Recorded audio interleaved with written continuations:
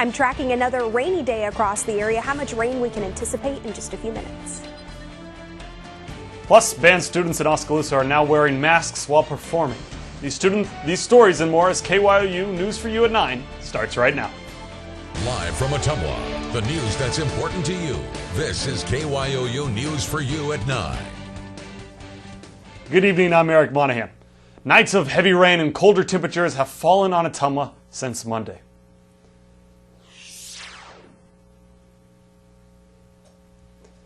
And here's a live look out on our Ottumwa City Cam. We still have quite a bit of wetness all across the city, though most of the heavy rain has let up for now. Now let's get a check of your first alert forecast with meteorologist Katie Puchel.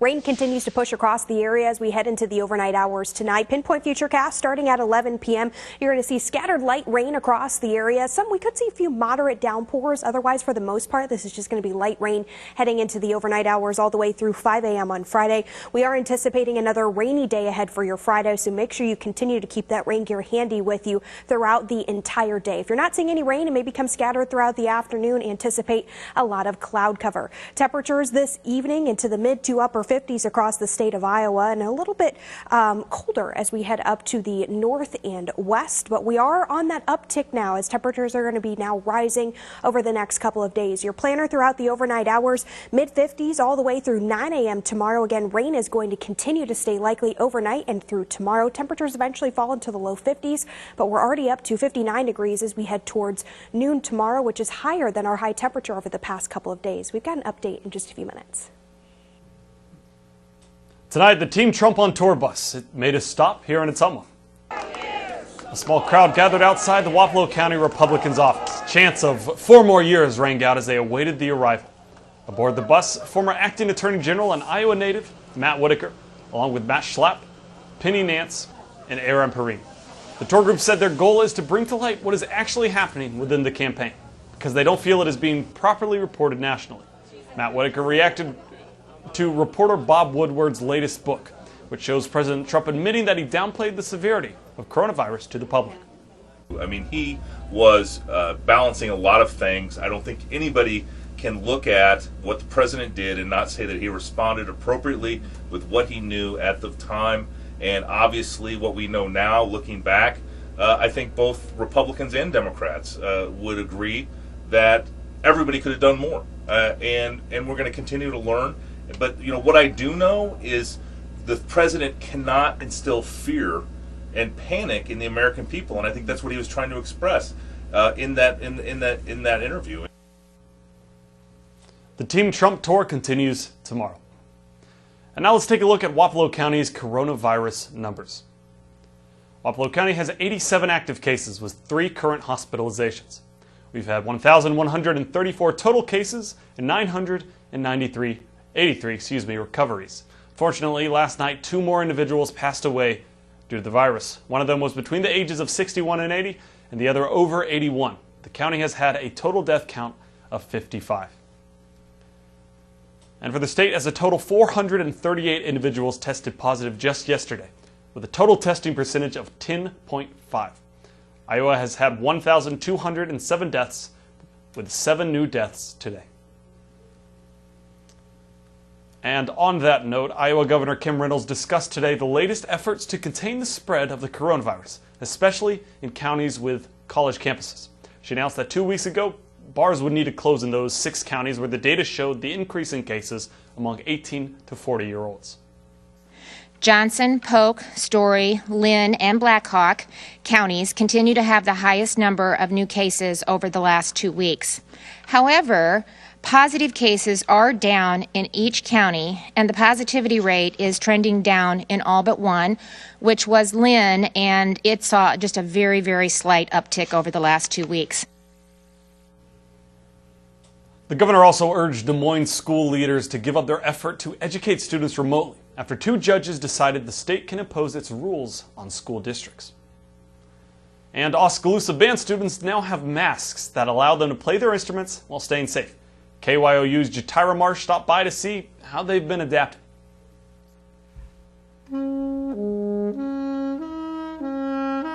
High school band students in Oskaloosa are not only making music but being safe while doing it. The high school band director, Christopher Copeland, says the idea sparked from a Facebook group post. There was a story that came out on Facebook, more of a Facebook post on a Facebook group, a band directors group, that showed the New Mexico State University marching band performing with these masks. And there's a local company in Las Cruces, New Mexico that made these masks, and it was a family company. Not only are the students wearing masks, but also bell covers for the brass instruments. Copeland says the intention in doing this is to try to control the spread of COVID. The reason why we're performing with these masks is because the IHSMA, the State High School Music Association, came out with guidelines about how to control the aerosol spread in a performance space for all performing ensembles. Prior to school being in session, the band director had one-on-one Zoom calls to rehearse with students and says the transition wasn't easy, but the students don't seem to mind. Honestly, at least we're playing. It's not the best, but I like to play, so it helps. Copeland says their biggest focus right now is playing together as one community to have fun, make music, and doing so safely. In Oskaloosa, Jatira Marsh, KYOU, News for You. When the Pickwick Early Childhood Center became more popular than anticipated, officials at Ottumwa schools needed more room for its students. KYOU's James Barrickman found out today just how close they are to being able to enroll at full capacity. Constructed 2 years ago, Pickwick Early Childhood Center offers a free daycare option for parents in the Wapello County area. When the school became more popular than originally expected, the Ottumwa Community School District needed to expand. And once it was open and we seen how many families were benefiting from what we were offering, it was a great time to build on, so we wouldn't have anybody not being able to come to our facility. Before the addition, administrators could only handle 400 students. Now the school will be able to house 600 students with the addition of 10 extra classrooms on the west end. We're trying to match exactly what we already have. We'll actually have 3 bigger classrooms that are on that end that will have a partition that, so we can make the room big, or we can break it up into 3 smaller classrooms. Bray says he believes the school became so popular because of its accessibility for lower income families, as well as the advantage it gives young children just starting school. Parents have a structured place to take their kids before they're eligible to go to kindergarten.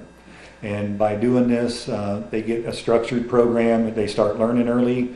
And when they do go into kindergarten, they're 2 years ahead of a lot of kids that wouldn't have that program. Officials say the expansion should be finished by the start of next school year. I'm James Barrickman, KYOU, News for You. And following the news, Oskaloosa canceled their annual Halloween event in Town Square. Oskaloosa Main Street Director Jessica Reuter revealed that they are shifting strategies to still make fall special for all. KYOU's Shelby Slaughter shares how Oskaloosa plans to make that happen. Fall is just around the corner, and as Oskaloosa Main Street strives to help support small businesses during these times, it was no doubt a tough decision to cancel their annual Halloween event in Town Square. Main Street Director Jessica Reuter says the decision wasn't easy. We discussed alternative options, everything like that, but ultimately, the key to putting on an event safely right now is being able to enforce that social distancing, and we didn't feel that we could do that. So unfortunately, we had to cancel the event for this year. So far, we've got 16 businesses. Some of them are downtown, some of them are around town, and we even have a couple in New Sharon who are offering masked shoppers special discounts and deals. Some of them are doing their own little giveaways every hour in the store. So far, we've got 16 businesses. Some of them are downtown, some of them are around town, and we even have a couple in New Sharon who are offering masked shoppers special discounts and deals. Some of them are doing their own little giveaways every hour in the store. The event will take place the first weekend in October, on October 2nd and 3rd from 10 to 5 p.m. on both days.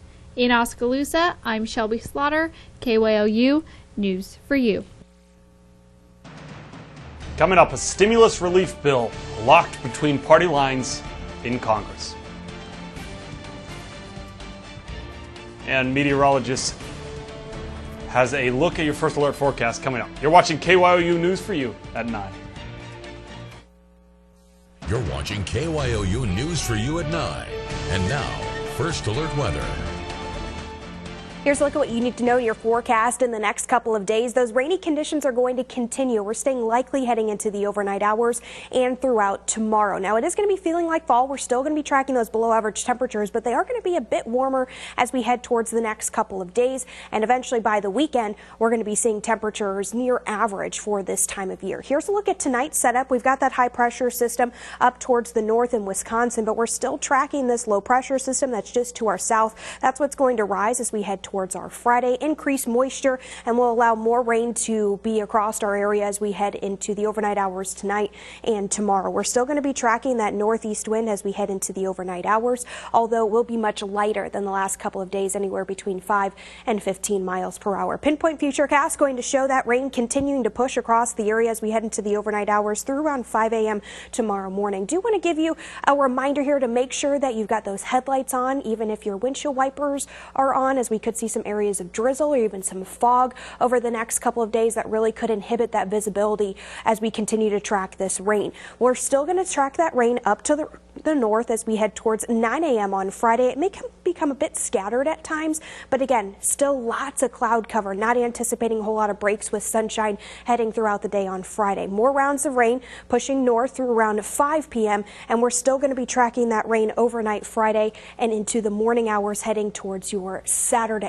Now, how much rain could we anticipate from now all the way until Friday at 10 p.m.? Areas could pick up either an inch or two, with maybe a few isolated areas that may see a heavy downpour or two. Getting more than that, that's on top of the rain that we've already seen so far this week. Your forecast overnight tonight, rain continues. Temperatures drop near 52 degrees. Again, a light northeast wind between 5 and 10 miles per hour. Heading into your Friday, highs near 66, which is a few degrees warmer than what we've seen over the past couple of days, where we've rarely gotten out of the 50s. So mid-60s tomorrow, still below average. Wind shifts to the east between 5 and 10 miles per hour. For the most part, our winds are going to stay fairly light over the next couple of days, but you're going to notice some wind shifts in there, especially as we head towards the weekend. So we're going to be seeing that westerly wind heading towards Saturday. That's going to allow temperatures to rise to near normal again. Sunday, a northerly wind, but then we're going to bring back that easterly wind and eventually a southerly wind heading towards Tuesday. That southerly wind is going to allow temperatures to then rise back into the 80s, which is a bit warmer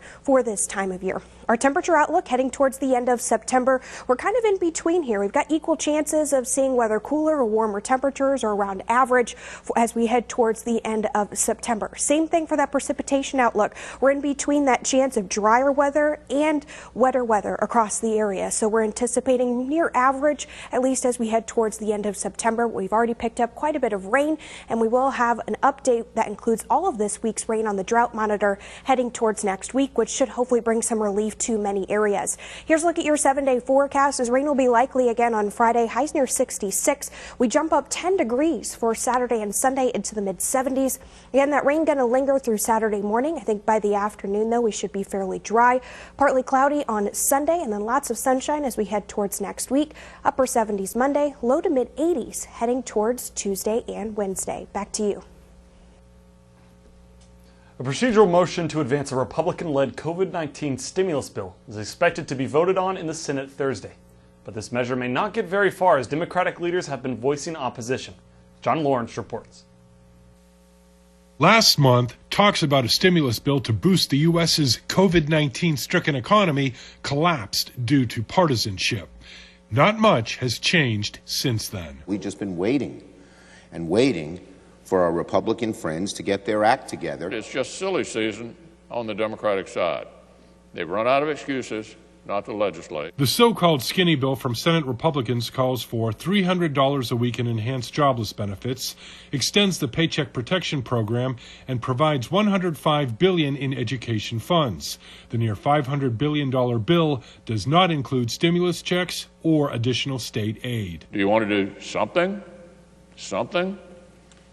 Or do you want to do nothing? House Speaker Nancy Pelosi and Senate Minority Leader Chuck Schumer have been calling for a $2.2 trillion stimulus plan. But that was rejected by the White House. Leader McConnell isn't searching for bipartisan progress. He seems to be looking for political cover. While this battle rages on in Washington, D.C., many Americans are hoping for some sort of compromise. It's a political football game, and they're playing with people's lives, all right? And it's wrong. Whether you're a Democrat, or whether you're a Republican, whether you're an independent, they have to get something done. I'm John Lawrence reporting. And President Trump defending himself against accusations that he downplayed the severity of the coronavirus. The claim showing up in a new book by Bob Woodward. The president says he was trying not to instill fear in Americans. And at a news conference today, President Trump was accused of lying to the American people. Here's what he said. I didn't lie. What I said is we have to be calm. We can't be panicked. I knew that the tapes were there. These were a series of phone calls that we had, mostly phone calls. And Bob Woodward is somebody that I respect just from hearing the name for many, many years. Certainly if he thought that was a bad statement, he would have reported it because he thinks that, you don't want to have anybody that is going to suffer medically because of some fact. And he didn't report it because he didn't think it was bad. Over 6 million Americans have been diagnosed with the coronavirus, with about 191,000 Americans dead from it. And as the flames continue to rage on in California, one of the many wildfires has now doubled in size.